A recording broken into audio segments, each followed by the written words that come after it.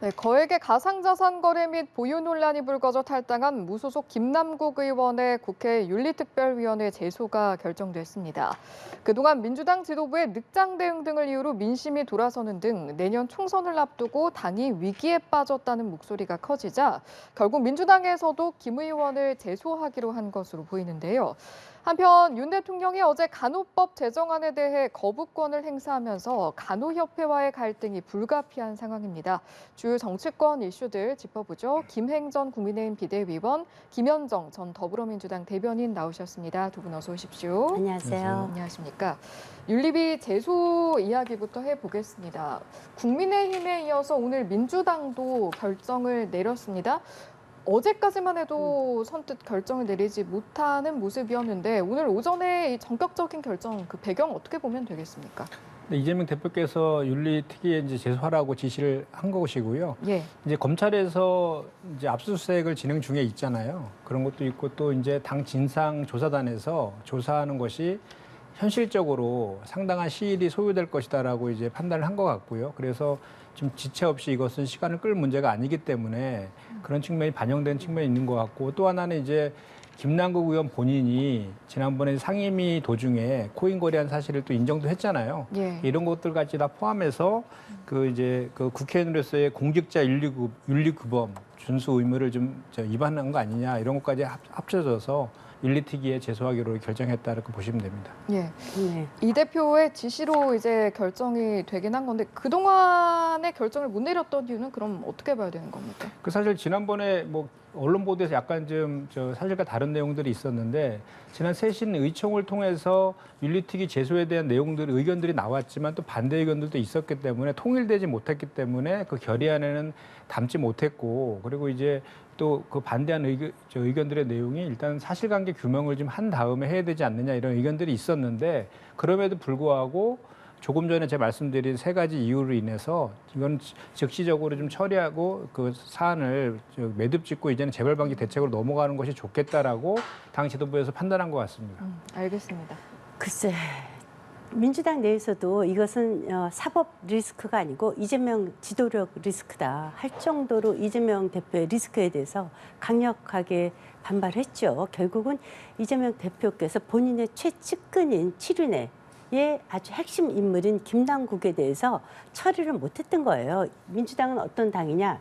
이재명을 위한, 이재명에 의한 그러한 불법 정당 아닙니까? 아주 불법적 행위가 그냥 용인되는 지역 그 정당인데, 본인의 사법 리스크에 비하면 아마도 김남국 의원의 사법 리스크는 아마 굉장히 약하다, 이렇게 생각을 했었던 것 같아요. 그래서 그 김남국 의원에 대해서 그 옹호하는 발언도 많이 했지 않습니까?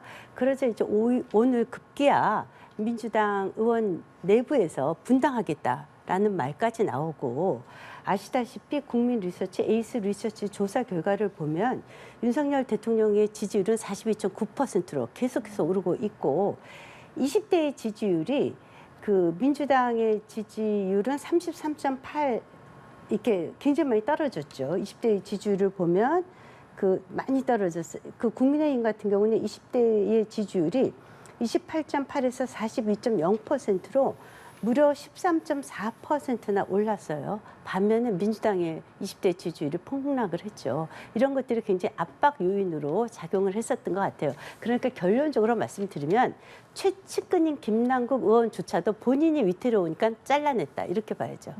네. 그러면 이제 국민의힘에서도 윤리위에 제소를 했고, 그리고 민주당에서도 제소를 했고, 지금 오늘 또 구성에 들어가는 관련된 부분들을 회의를 하고 있는데, 네. 앞으로 이제 윤리특위의 진행 상황은 어떻게 좀 진척이 되는 겁니까? 이게 이제 제적 의원 3분의 2, 즉 이제 200명이 찬성을 해야 뭐 제명이 되든 뭐 이렇게 될 것이 아닙니까? 그러니까 이제 그 신속하게 여야가 합의된다면 처리 시간은 좀 줄어들 것 같아요. 과연 200표가 나올지 두고 봐야 할 내용이죠. 예. 네. 이게 공동 발의를 해서 그렇게 되면 윤리심사자문위원회 절차 없이 좀 빨리 가는 방안이 있고 또 아닌 경우가 있는 것 같던데, 경우의 수가 어떻게 되는 거예요? 오늘 그 김병기 수석 부총장이 공동으로 이렇게 제소하는 건 아니다라고 밝혔기 때문에요. 그 절차는 아닌 것 같고, 이제 30일 동안에 이제 윤리특위에서 이렇게 조사하게 되어 있잖아요. 그리고 이제 윤리특위에서도 뭐 아까 말한 뭐 상임위 시간 중에 뭐 코인 거래했다 이러고 이것이 공직자의 그 윤리규범을 위반했다 뭐 이런 정도의 판단을 할 수 있을지 모르겠지만 기본적으로 우리가 의혹으로 제기되고 있는 이해충돌 행위라든지 뭐 저기 그 내부 정보를 이용했다든지 입법 로비를 받았다든지 이런 등등에 대해서는 사실관계를 규명해야 되기 때문에 그거는 뭐 사실관계를 규명하는 절차들이 이제 필요하다라고 저는 이제 보고요. 다만 그 전에 저희가 이제 윤리특위가 국회에서 제대로 작동된 적이 없지 않습니까? 39건이 그 윤리특위에 제소됐는데 38건이 다 위헌무효 됐어요. 지금도 뭐 박덕흠 의원 이해충돌행위 문제도 그것도 위헌무효 됐잖아요. 그래서 그런 윤리특위에 관련해서는 좀 여야가 이번에 좀 저기 윤리특위에 대한 실질적인 기능을 다시 회복하는 그 기회를 좀 삼을 필요는 좀 있다고 보고 그렇다 해서 우리가 그 김남국 의원이 정치적 도의적 책임을 지고 지금 탈당도 했고 사실은 처음에 저 언론 보도를 통해서 의혹이 제기된 이후에 정말로 그 빠르게 SNS를 통해서 몇 차례에 걸쳐서 본인의 입장을 사실 소명도 했거든요. 그리고 당에서도 바로 진상조사단도 꾸렸고 또 근무 시간 중 그 코인 거래에 관련해서 이재명 대표가 특별 그 감찰도 바로 지시도 했고 또 세신의총도 열어서 결의안까지도 채택을 했고요. 그리고 이것이 이제 일파만파 국민들의 비판이 일었기 때문에 그 몇 년 동안에 처리하지 못했던 그 가상자산에 대한 보호 법률도 정무위에서 지금 통과도 된 그런 상태이고 또 오늘 정무위에서 그렇게 이제 약간은 국민의힘 원내대표께서는 의혹 해소가 먼저라고 하면서 좀 이렇게 부정적인 입장을 밝혔던 전수조사에 대한 결의안도 지금 정무위에서 채택하지 않았습니까?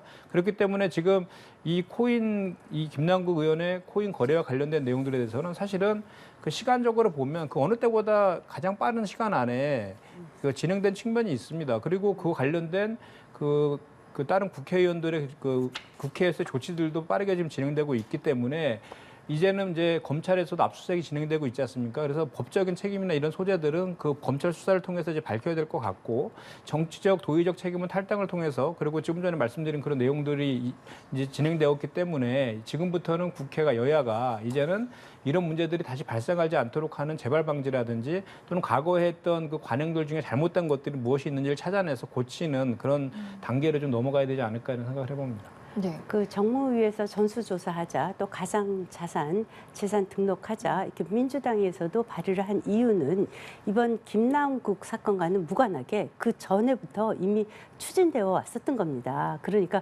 그걸로 물타기 하지 마시길 바라고요. 또 이제 사실 이게 당내 자체의 진상조사라는 게 불가능해요. 어떻게 본인의 해명도 지금 계속 꼬이고 또 하나 의혹이 나타나면 또 거짓 해명, 의혹 거짓 해명이 반복되고 있지 않습니까? 제일 중요한 것은 김명수 사법관이 실질적으로 그 영장을 청구할 수 있는 권한을 내리는 인데 지금 남부지법에서 김남국 의원의 그 은행 계좌에 대한 영장을 거부했어요. 이것 자체가 은행 계좌를 압수수색한다는 것 자체가 바로 곧 피의자 신분이 되게 아니기 때문에 일반적으로는 다 압수수색 영장이 검찰로 넘어오면 법원에서 발부해 주는 게 통상적이거든요. 근데 예외적으로 2번이나 그것을 거부했습니다. 그런데 그러다 보니까 지금 검찰이 우회적으로 김남국 의원에 대한 그 계좌 그 압수수색을 못 하고 있고 오히려 카카오라든가 업비트 이런 데를 지금 압수수색하고 있다는 거예요. 그러니까 지금 김명수 대법원장에 그 대법에 또 법원에 그 영장심사에 있어서의 사법농단이 이건 이루 말할 수 없이 심하다. 마지막으로 꼭 말씀드리는 것은요. 이재명식 민주당 운영인데요. 사법 리스크에 대해서 전부 다 3가지예요. 3가지 중에 하나예요. 정답이 정해져 있습니다. 첫 번째는 국회의원 불체포 특권을 이용해서 어떻게 해서든지 자당의 국회의원이 죄를 저지른 의혹이 심해도 보호한다. 대표적으로 노웅래 의원과 본인이죠. 2번째, 자진 탈당시킨다. 그거죠? 그러니까 송영길, 윤관석, 이상만 등등 돈봉투 의혹 관련된 사람들은 다 자진 탈당으로 꼬리 자르게 해서 민주당과 상관없다. 지금 김남국 의원도 민주당과 상관없다는 거 아닙니까? 이렇게 자진 탈당을 하면 나중에 총선 때 복당을 해도 벌점을 받지 않습니다. 그러니까 이게 2번째 방법이고요. 3번째는 당원 80조 개정을 하지 않았습니까? 그러니까 기소가 돼도 당직을 유지할 수 있고요. 더더군다나 이번에 총선 룰을 개정하면서 기소는 물론 1심, 2심에 유죄를 받아도 대법관의 최종 판결이 나올 때까지 총선 또는 대선에서 공천할 수 있도록 이렇게 논의가 되고 있어요. 그러니까 기동민 또 비례대표인 이수진 의원 지금 기소되어 있음에도 불구하고 아무런 문제 없이 이재명 대표와 더불어서 의정활동을 하고 있고요. 이대로라면은 이제 이재명 대표의 총선 출마는 분명하고 잘하면 이제 대선 출마까지 가능하지 않습니까? 그래서 어떤 식의 모든 그 사법 의혹이 있는 국회의원들은 이 세 가지, 즉 이재명 대표를 위한 모든 편법, 모든 비민주적 정당 운영에 다 그 특혜를 받는 거죠. 그 대표적인 것이 이제 김남국 의원의 그 자진 탈당 아닙니까? 결국 세 가지 중에 하나예요. 민주당 국회의원들은 어떤 죄를 저질러도 불체포 특권 이용하든지 자진 탈당하든지 기소되거나 하면 공천 그대로 받든지 뭐 이렇게 되는 거죠. 일단은 다음 총선에서 그 사법 적 판결을 받은 많은 사람들이 출마할 것으로 보입니다. 일단은 그 탈당을 하면 1년 안에 복당 못하게 돼 있어요. 그래서 김남국 의원이 탈당한 거는 사실상의 총선을 출마하지 못하는 그런 거 있고요. 탈당해서 복당하게 되면 탈당을 한 전력이 있으면 8년 동안인가를 경선할 때 불이익을 받는 조항도 있습니다. 그래서 그건 사실이 아니라는 말씀을 드리고 김남국 김명수 대법관을 자꾸 방송 때마다 말씀하시는데 그래서 그러면 반대로 그러면 검찰이랑 경찰에서 다 이렇게 불송치하고 무혐의 처리합니까? 윤석열 정부랑 관련된 인사들에 대해서는 그리고 이재명 대표랑 전 정부 인사들에 대해서는 전부 모든 것들을 다 이렇게 경찰에서 불송치하는 것까지 다시 검찰에서 수사하고 기소하고 이렇게 하는 겁니까? 그렇게 저도 반박할 수밖에 없는 문제고요. 그리고 우리 더불어민주당에 대해서 불법 정당이라고 이렇게 단정적으로 말씀하시는 거는 옳지 않고요. 그렇게 따지면 제가 우리 국민의힘의 사례들도 한두 개가 아니잖아요. 그러니까 저는 이번에 김남국 의원의 사건 사태가 코인 거래가 도덕적 정치적으로 비난 가능성에 대한 거는 저도 그거를 두둔할 생각은 없습니다.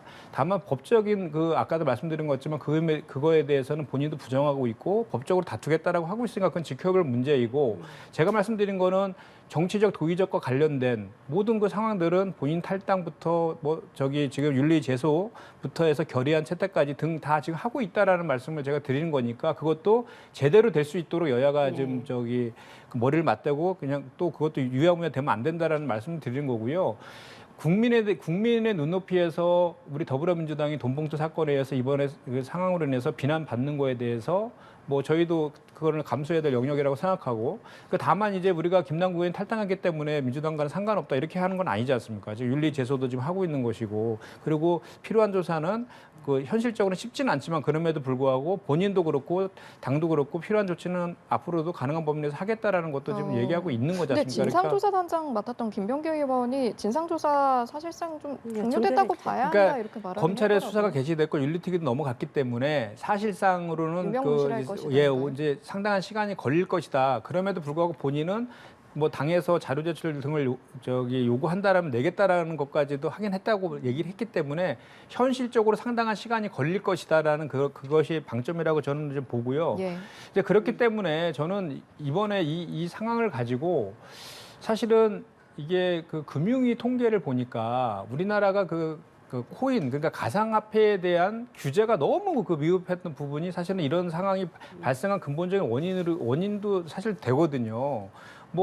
보니까 2018년도부터 이 코인 거래와 가상화폐와 관련된 피해액이 5조 3천억에 달하고 65%가 상장이 다 폐지되고 그랬대요. 그리고 80% 이상이 이더리움이나 비트코인처럼 그런 글로벌 코인도 아니고 소위 말하는 알뜰 코인, 국내에서만 유통되는 작코인이라고 불리는 것이 80% 이상이 해당된다고 합니다.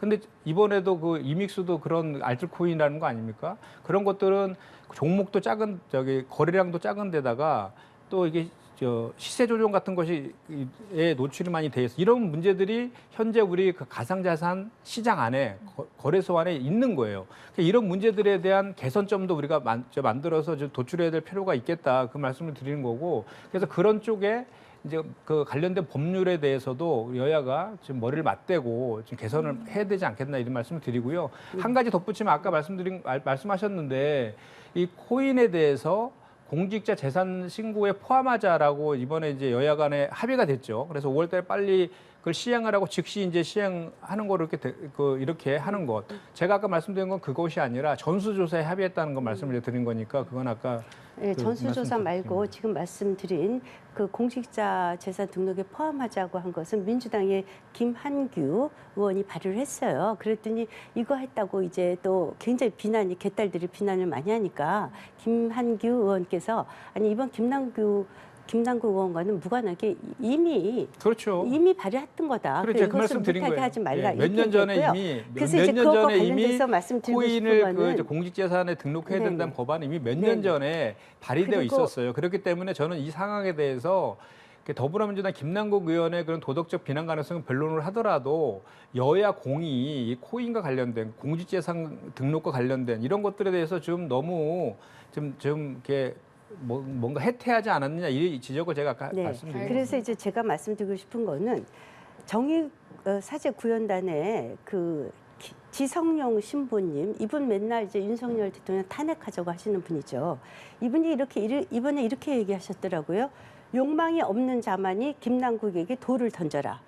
그리고 이번에 가산자산 등록하자고 한 그 김한규 민주당 의원을 향해서 친문 완장을 찬 엑스맨이다. 이렇게까지 비난을 하고 누가 김남국 의원에게 돌을 던질 수 있냐라고 얘기를 했어요. 그리고 개딸들이 20대의 민주당 당직자들이 다 나와서 사죄하니까 오히려 물러나라. 뭐 이렇게 하지 않았습니까? 문제는 말씀드렸듯이 가상자산도 이제 중요한 자산으로 이제 인정이 되는 시기가 올 텐데 많은 사람들이 다 불법으로 했다는 거 아닙니다.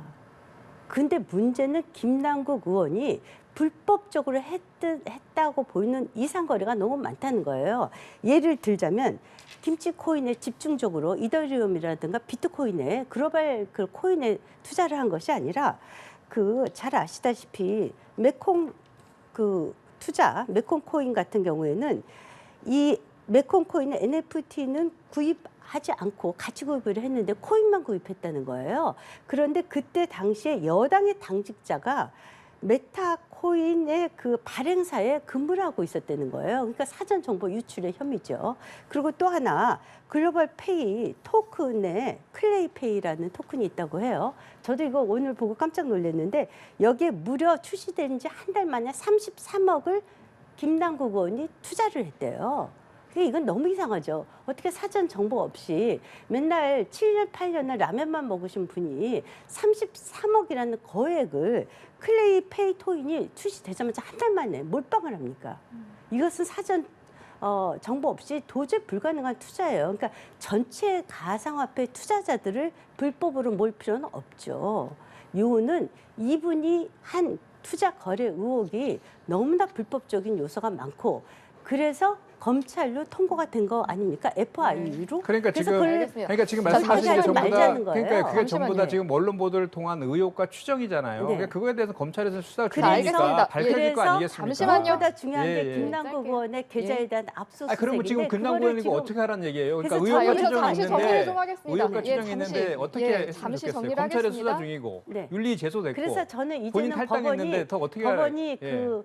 그 실질적으로 김남국 의원의 이제 코인 지갑에 대한 또 그 은행 계좌에 대해서 이제는 국민 여론 때문에 압수영장을 발부해야 되는 법원의 처지가 정말 찌질해졌다 이렇게 말하고 싶어요. 자, 잠시만요. 네. 이제 이번 사안을 바라보는데 저희가 좀 여러 가지 관점이 좀 혼재가 돼 있습니다. 이제 윤리특위를 비롯해서 윤리적으로 정치인으로서 윤리적으로 어떻게 볼 것이냐라는 관점이 있고 또 이제 앞으로 검찰이 수사하면서 판단해야 될 법적인 관점이 있습니다. 이게 지금 혼재를 좀 하다 보니까 여러 가지 네. 내용이 나왔는데 자, 그럼 앞으로 좀 어떻게 나아가야겠는가 그거는 아마 이제 정부에서 나온 전수조사에서 이야기를 해볼 수 있을 것이고 두 분이 여러 번 언급을 해주셨습니다. 일단은 전수조사 관련해서는 결의안이 채택이 됐는데 그럼 앞으로 좀 어떻게 되는 것인가? 이렇게 그냥 진행이 쭉 전 국회의원 범위로 해서 진행이 되는 겁니까? 그러니까 이게 인사혁신처에 신고해야 되고 그다음에 이제 국민권익위원회에서 조사를 하는 겁니다. 그 21년도에 부동산 전수조사 할 때처럼 그렇게 되는 건데 문제는 뭐냐면 이 결의안이 어느 정도의 강제성과 실효성이 있느냐의 문제예요. 공고사항으로 할 거면 큰 의미가 없지 않습니까? 그러니까 이거 상임위 차원에서의 정무위 차원에서의 지금 결의안을 채택한 것이라서 여야가 다시 이제 합의를 해가지고 결의안 채택을 하고 합의를 해줘야 되는 문제가 있는데 그 합의한 내용에 예를 들어서 이 코인 거래와 관련해서 그 지금 현재 상태만 가지고 할 것이냐 아니면 과거의 거래 내역도 지금 전수 살 필요가 있는 거잖아요. 부동산처럼. 왜냐하면 이게 지금 김남국 의원에서 의혹 제기하는 것들의 핵심 중에 하나가 입법 로비 받은 거 아니냐, 대가성 있는 거 아니냐 이런 거 아닙니까? 그러면 그 김남국 의원 말고도 코인 거래를 한 사람들 중에 그 법안에 대표 발의나 공동 발의하거나 또는 찬성했던 그런 의원들이 있을 수 있는 거 아닙니까? 그런 의원들에 대해서도 그 의혹들을 조사하려고 하면 이 그 결의안이 여야 합의한 내용들에 구체적으로 이것이 실효성 있게 하는 내용들이 구체적으로 기준들이 담겨야 된다 이 예. 말씀을 드립니다. 네, 지난번에 이제 부동산 전수 조사했을 때 참 아쉽게도 국회가 이제 뭐 사법기관은 아니니까 입법기관이니까 그때 아쉽게도 우리 당의 윤희숙 의원만 의원직을 내려놓고 다 유야무야 넘어갔습니다. 그런데 지금 김남국 의원한테 이제 거론되는 자금 출처의 불투명, 그 로비를 받았다는 거, 뭐 이런 의혹들과 관련된 거, 입법 로비 의혹, 또 무상으로 코인을 받았다는 의혹, 또는 이제 사전 정보 취득 의혹 이런 것들은 다 지금 현재 금융거래법에 다 위반되는 사항이니까 이것에 대한 검찰 조사가 반드시 있어야 되고 지금 진행되고 있고요. 네. 그것을 위해서 법원에서 이제 더 이상 사법 농단하지 말고 이제 영장 청구에 응해 주시고 그리고 아까 이제 제가 정말 지적하고 싶은 건요. 지금 민주당은 이재명 대표가 지금 매주 금요일 날 그 재판받고 있지 않습니까? 이미 기소되어 있어요. 그래서 1심, 2심에서 유죄가 나와도 대법원 확정 판결 전까지는 그 출마할 수 있도록 이렇게 지금 논의하고 있지 않습니까? 그러니까 김남국 의원을 포함해서 그 사실이 아니에요. 네, 그렇게 지금 얘기가 다 있고 언론에 보도가 되어 있고 사실이 아니면 오늘 분명히 얘기해 주시면 네, 지금 좋겠어요. 말씀드릴게요. 그러면 기소되면 당연히 모든 걸 내려놔야죠. 지금 이재명 대표가 안 하고 계시지 않습니까? 다 이렇게 고치고 저렇게 고치고 아니, 당원 기소됐어요? 당규 교주고. 아니 이재명 대표 기소됐죠. 아니 지금 왜 재판 갑자기 중이죠. 김남국 그 의원 아니, 얘기하다가 그러니까 또 다 이재명 제 대표 얘기로 말은 또 돌아갑니까? 이거죠.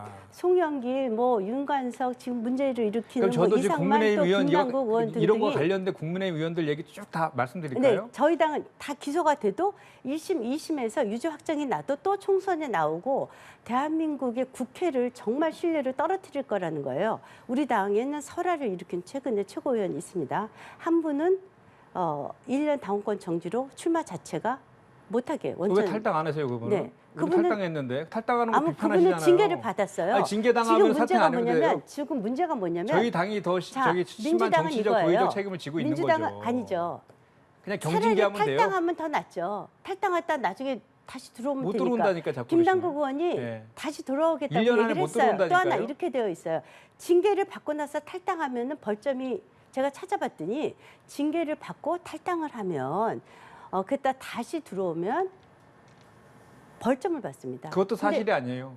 그럼 언론 보도가 다 그렇게 나왔던데 아니, 그거 그러니까 제가 다 지금 거짓이에요? 민주당이니까 제가 네. 말씀드릴게요. 그 그러니까 언론 보도가 다 틀린 거네요. 틀린 게 아니죠. 언론에 그렇게 안 났어요. 언론에 나왔어요. 아니, 제가 언론 그렇게 다 안 나왔어요. 찾아봤습니다. 근데 지금 징계를 받지 않고 탈당을 징계를 받아서 회피할 목적으로 탈당하면 제명할 네. 수 있다 이렇게 돼 있죠. 네네. 예, 그게 아니잖아요. 지금 말씀하신 내용이랑 틀리잖아요. 아니 요거 제가 설명을 드릴게요. 그러면 네네. 설명해 자꾸 주세요. 그런데 김명수 대법원장 관련해서 사법농단이라고 단정적으로 말씀하지 마세요. 실제로 방송에서. 사법- 잠시만요. 농단이죠. 저희가 그건 아닌 지금 것 같고. 다루는 내용이 예. 사실은 김남국 의원 의혹 관련된 그러니까요. 내용인데 네네. 너무 멀리까지 온 것 같아서 여기서 갈무리를 좀 예. 하도록 하겠습니다. 그래서 제가 말씀하신 거 여쭤봤으니까 제가 이제 그래서 이제 말씀을 드리면은 요 검찰 지금 조사와 그 관련해서는 잠시만요. 검찰에서 압수수색 영장이 2차례 기각된 거는 정치자금법 위반으로 해서 그것이 요건이 안 맞췄기 때문에 법원에서 기각된 것이고 이번에도 뭐 3가지 혐의를 가지고 영장 재청구하겠다라고 하고 있으니까 그 내용에 대해서 기본적인 소명과 증거인멸, 도주 우려가 없어야지 영장이 나오는 거잖아요. 그 요건을 잘 갖춰서 하면 법원에서 발부하겠죠.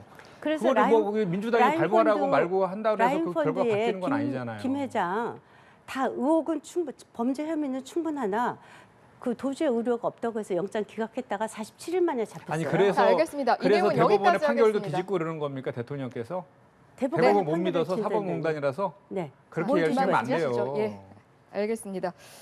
자, 행안위 이야기로 넘어가 보겠습니다. 어제 행안위도 보니까 설정 끝에 파행을 했던데 지금 네. 민주당이 장제원 위원장이 사과를 하지 않으면 보이콧하겠다 이런 이야기까지 나오더라고요. 무슨 상황이 있었던 겁니까? 아니 일단 이제 지금 그 자녀들의 특혜 채용 이것이 문제가 되고 있지 않습니까? 자녀들의 특혜 채용을 제가 보니까 그 문제가 심각한 것이 사무처장, 사무차장 이분들이 장관급, 차관급입니다. 이분들이 자기네들의 자녀들을 특혜 채용을 했어요. 이분들 다 문제가 심각하지 않습니까? 이 문제에 대해서 민주당이 지금 협조를 해주고 있지 않아요. 특히 북한의 해킹 문제, 지금 저는 인정하고 싶지 않지만 일부에서는 부정선거 의혹이 굉장히 심해요. 그런데 이 북한의 해킹 문제를 조사하겠다고 하는데 선관위에서 협조를 처음에 거부했지 않습니까? 더더군다나 문제가 있는 것은 지금 선관위의 해킹을 방지하는 업체가 문재인 대통령의 최대 후원자인 사람이 그 업체 대표라는 거 아닙니까? 아니 문재인 대통령의 최대 후원자인 업체가 지금 선관위의 해킹을 방지하는 회사라는 것 자체에 대해서도 놀라움을 표현하지 않을 수 없어요. 아니 선관위 국정원에서 그게 하겠다고 사실로 하면 확인된 겁니까? 오늘 다 보도 나왔어요. 아니 자꾸 왜 의혹을 언론이 사실처럼 다 틀리나 말씀하세요. 보죠? 제 이건과 관련해서의 지금 본질은 뭐냐면 네. 행안위원장인 상임위원장이 상임위의 회의를 진행하는 과정에서 공정하게 여야의 회의 진행을 공정하게 조정하고 중재하는 역할이 위원장의 역할인데 본인이 개인 의원처럼 질의를 막 하고 공정한 진행을 하지 않으니까 이거에 대해서 지적하는 야당 의원에 대해서 뭐라 그랬냐면 이성만 의원이잖아요. 네. 예. 저 돈봉투 사건으로 이제 탈당하셨던 분인데 그 문제를 개인적인 문제를 갖고 공개석상에서 막 말을 막 하니까 그거에 대해서 고성이 오가게 된 거예요. 그래서 저는 오히려 그래서 여야가 상임위원들이 다 지금 기자회견에서 지금 파행돼 가지고 지금 열리지도 못하고 있잖아요. 그러니까 오히려 저는 상임위원장이 다른 거 다 차치하고 내용이야 들어가서 확인하면 될 내용들 아닙니까? 근데 그 내용을 차치하고 특히 이 의원 같은 경우에는 장제원 위원장 같은 경우에는 윤핵관의 핵심이라고도 하고 있잖아요. 그분들의 언행 한마디 한마디가 다 윤석열 대통령과 연계시키지 않습니까? 국민들은. 그래서 그런 차원이라도 얼른 그 상임위를 다시 열게 하고 이렇게 하는 것이 위원장의 역할이니까 오히려 본인이 그 원인을 제공하고 있는 것이니까 그거에 대해서 빨리 야당 간사나 통해서 적정한 선에서 빨리 이렇게 좀 야당이랑 잘 얘기해서 상임위 열릴 수 있도록 하는 그런 조치들이 필요하다 이 말씀드립니다. 지금 이제 아시다시피 이상만 의원이 돈봉투 사건으로 탈당을 하셔서 지금 무소속이지 않습니까? 그러니까 앉아 계실 쪽에 국민의힘 쪽에 앉아 계세요. 저쪽 민주당 쪽에 앉아 계시지 못하죠. 왼쪽에 앉아 계시죠. 그런데 지금 선관위와 관련된 가장 큰 이슈는 북한의 해킹 의도, 해킹 시도를 국정원에서 보안 점검 컨설팅을 하겠다는 것을 거부한 것입니다. 그리고 요는 문재인 전 대통령의 후원자가 대주주로 있는 업체에서 컨설팅을 받았다는 것이에요. 이것과 관련해서 아마 장제원 의원께서 위원장이지만 굉장히 용인할 수 없었던 것 같아요. 이 질문을 꼭 하고 싶었던 것 같아요. 또 하나 박찬진 사무총장 장관급입니다. 송보석 사무차장. 이 자녀가 2022년, 2018년도에 특혜 채용이 됐어요. 만약에 지금 우리 정부의 장관과 차관이 자녀들을 해당 부서에 특혜 채용했다. 이거 있을 수 있는 일입니까? 더더군다나 선거관리위원회에서, 선관위에서, 선거를 책임지는 가장 중립적인 기관에서 이렇게 말도 안 되게 선관위가 운영이 되고 있으니까 장제원 의원이 위원장임에도 불구하고 나섰는데 그것의 적절성 여부는 윤핵관이기 때문에 비난받을 것은 아니고요. 그러니까 이상만 의원은 무소속으로 탈당했지만 무늬만 탈당한 것이지 실질적으로는 뼛속까지 민주당이고 다시 복당을 하려다 보니 이렇게 충성 경쟁을 하는 것이 아닌가. 이 점에 대해서 장지원 위원장께서 부끄러운 줄 알라고 일가를 한 것으로 저는 이해하고 그러면 있습니다. 상임위원장이 앞으로 다 질의하시고 그렇게 네. 다 하시면 되겠네요. 그 저기 야당 의원들 다 저렇게 다 배제시키고 그렇게 공정하게 진행 안 하셔도 되겠네요. 아니 답변이 제가 지금 말씀드린 미흡하니까. 거는 상임위원장으로서의 태도를 얘기하고 있는 거 아닙니까? 회의 진행과 네. 관련된 그 내용들도 제가 하나하나 다 말씀드릴 게 많지만 시간 관계상 하지는 않겠어요. 그런데 지금 현재 우리가 지금 논의하는 거는 위원장으로서의 이런 태도가 적절하냐를 얘기하고 있는 거잖아요. 그러니까 사무총장과 사무차장, 그러면 거기 안에 장차관급이 다 장제원 위원장과 관련된 아들 문제라든지 네. 뭐 이런 과거에 윤핵관 하면서 뭐 윤심이 당심이고 당심이 민심이라서 절대군주처럼 만들 이런 발언들 다 끄집어내고 거기서 막 하기 시작하면 아니 그게 그게 회의가 되겠습니까? 행안위 상임위 소속이 아니죠. 아니 무소속으로 간 건 행안위랑 무슨 상관이 있습니까 그러면? 아니 그분이 야 행안위 이상만 의원이 소속의 민주당에서 무소속 탈당한 의원이지 게 저 않습니까? 상임위원장이 회의 네. 진행하는 아니, 거에 근데 그 자, 지적하는 보세요. 내용으로 하는 지금 거에 선관위에 무슨 상관이 대한 있냐 얘기를 계속 하는 거 선관위에 대한 아닙니까? 질의를 하고 있는데 그럼 당연히 회의가 선관위에- 파행될 수밖에 없잖아요. 자 보세요. 선관위의 장관급 차관급인 박찬진 그건 이미 다 질의했잖아요. 송보섭이- 앞에서 네. 앞에서 조은 의원이 다 질의가- 질의했어요. 부적절하고 특히 조은 의원이 직접 얘기했어요. 조은 의원이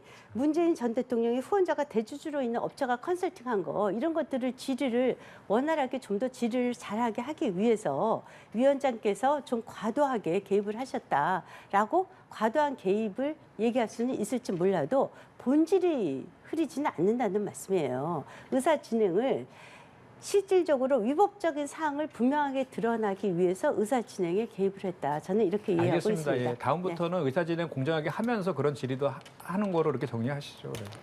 행안위 이야기해봤고요. 간호법 거부권 행사 이야기로 네. 넘어가 보겠습니다. 윤석열 대통령 이제 어제 거부권 행사를 했고 대한간호협회에서는 면허증 반납운동하겠다, 영가투쟁하겠다의 정도의 그런 모습을 보이고 있습니다.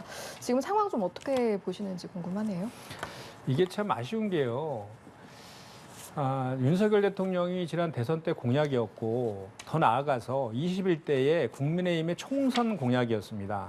그 당시에 그 국민의힘 의원 한 분이 대표 발의도 하셨고 제가 알기로는 60여 분 이상의 국민의힘 의원들이 공동 발의를 한 그 법안이었어요. 그 법안에 대해서 이제 그 본회의에 지난 4월 27일 날 통과가 되니까 부랴부랴 뭐 그 간호사에 대한 처우 개선 대책도 발표하고 또 5월 11일인가요? 11일 날 중재안을 그 제시하고 막 그랬거든요. 그런데 그러면서 그 거부권 행사의 가장 큰 이유 중에 하나가 직역 간의 이해관계가 지금 충돌된다. 그리고 야당이 단독 처리했다. 이런 내용들을 가지고 지금 거부권 행사 이유를 얘기하고 있는데 사실이 하나도 맞지 않는 거죠. 그러니까 뭐냐면 일단은 첫 번째로는 그 대선 총선 공약을 위반한 거에 대해서 사과를 먼저 좀 해야 될 것 같다는 말씀 먼저 드리고 이 법안은 작년 5월 달에 보건복지위에서 여야가 합의한 내용입니다. 여야가 합의했어요. 1년 전에. 그럼 1년 동안에 그 국회에서 논의하는 과정들이 얼마나 많이 있었겠습니까? 그때는 국민의힘의 의견을 하나도 뭐 제시 안 하고 뭐 하고 있다가 그 부득이하게 이제 뭐 9개월 동안 법사위에 계류되어 있고 부득이하게 이제 그 본회의에서 처리할 수밖에 없게 되어서 처리하니까 그 이후에 이렇게 사후적으로 막 이렇게 얘기하고 있는 거지 않습니까? 그러니까 정부 여당에서 얘기하고 있는 내용도 논리적으로 맞지 않다. 이 말씀을 좀 드리는 거고요. 그리고 직역 간의 이해 충돌의 문제도 실제로 내용을 들어가 보면 하나하나 설명이 되고 그렇지 않습니다. 그리고 오히려 직역 간의 이해관계가 생기면 그것을 조정하고 중재해야 될 역할이 사실 정부 여당의 역할인 거거든요. 근데 오히려 직역 간의 이해관계를 이유로 이걸 거부권을 행사한다고 얘기하니까 이게 좀 주객이 전도되는 측면이 있는 거지 않습니까? 제가 구체적으로 왜 이게 직역 간의 이해관계가 충돌되지 않는다라는 이유에 대해서는 제가 이 정도 말씀드리고 좀 이따 다시 말씀드리겠습니다. 우리 네. 김영현 의원님도 말씀하셔야 공약 되니까. 관련해서는 공약- 여야가 이제 포함 여부에 대해서 계속 이제 의견이 다른 것 같던데 이게 어떻게 공약 된 관련해서 겁니까? 이제 예. 정확하게 대통령실에서 말씀하신 거는 대통령께서 당시 간호사협회를 방문하셔서 검토하겠다라고 했다는 것이 정확한 표현입니다. 그리고 사실 이 법안은 굉장히 예민한 법안이에요. 직역 간에 의사, 간호사, 간호조무사 간에 굉장히 이해관계가 상충됩니다. 그것 때문에 2020년, 2021년 그때 당시에 문재인 대통령 시절 또 민주당이 거대 여당인 적에도 통과를 못 시켰던 법안입니다. 그래서 사실은 이해관계 조정이 굉장히 많아야 되는데 제일 큰 문제는 이제 직역 간의 문제예요. 그것을 지금 의사와 지금 보세요. 관련 단체인 그 간호조무사 그리고 소수 직역인 임상병리사, 방사선사, 응급구조사, 보건의료건강관리사, 사회복지사, 요양보호사 등등이 전부 다 반대를 해요. 제일 인원이 많은 건 간호조무사 쪽이라고 합니다. 그런데 왜 이렇게 반대를 하냐? 이것이 오로지 간호사들만의 그 권리를 보장하고 나머지 직역들에 대한 그 불이익이 너무 심하다는 거예요. 그래서 간호법이라고 하지 말고 간호사법이라고 이렇게 차라리 바꿔라 이럴 정도라면서 지금 의사와 나머지 직역들이 투쟁을 하고 있습니다. 대표적으로 예를 들어보죠. 첫 번째가 무면허 간호사 행위 처벌 문제가 제일 큽니다. 예를 들자면 응급실에 갑자기 응급 환자가 들어왔어요. 그 수혈을 하거나 또는 수액을 놔야지 돼요. 수술 직전에. 근데 그 수액을 마침 간호사가 그때 없었었어요. 그러면 의사가 수액을 놓으면 의사가 처벌을 받게 되기 때문에 수액을 놓지 못하게 된다는 거예요. 그래서 그러면 응급 환자를 어떻게 그런 경우에 누가 그냥 방치해야 됩니까?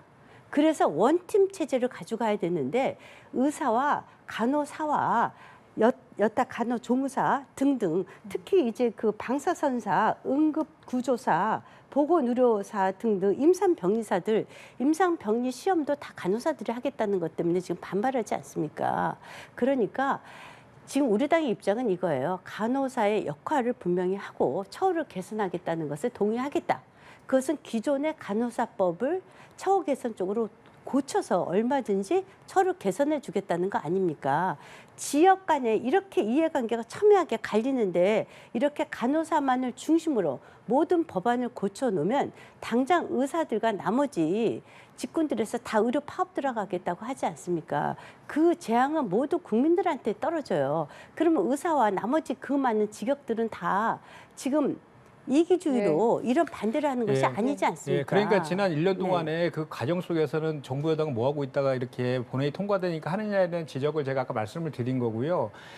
이 간호법의 입법 취지는요. 원래 이게 의료법에 있던 거예요. 의료법에 뭐 의사, 간호사, 간호조무사, 뭐 한의사 등등을 그 의료법에 다 규율을 했었는데 그중에 간호사와 관련된 것만 별도로 띄어서 간호사법을 만든 거거든요. 그래서 간호사법의 입법 취지는 딱 두 가지입니다. 크게 보면 하나는 뭐냐면 저희가 이제 고령 사회로 이제 접어들었잖아요. 그래서 돌봄이나 요양이나 간호 서비스 수요가 대폭적으로 증가했어요. 그래서 이 간호 서비스의 범위를 좀 확대해야 된다.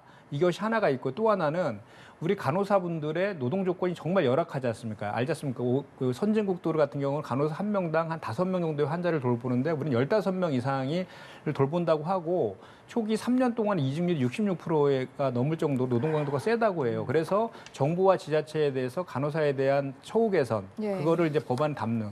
그 두 가지가 가장 큰 핵심인데 그중에 이제 그 의사분들이 이제 반대하는 가장 큰 이유 중에 하나가 그 의료법 1조에 보면 이렇게 되어 있어요. 의료기관과 지역사회에서 높은 수준의 간호 혜택을 받을 수 있도록 이렇게 되어 있는데 그전에 의료법에 있는 내용은 똑같은데 그 지역사회가 이제 포함된 겁니다. 지역사회. 그 지역사회가 뭐냐면 현재 의료법 안에서는 모든 의료행위는 병원 안에 와서 해야 돼요.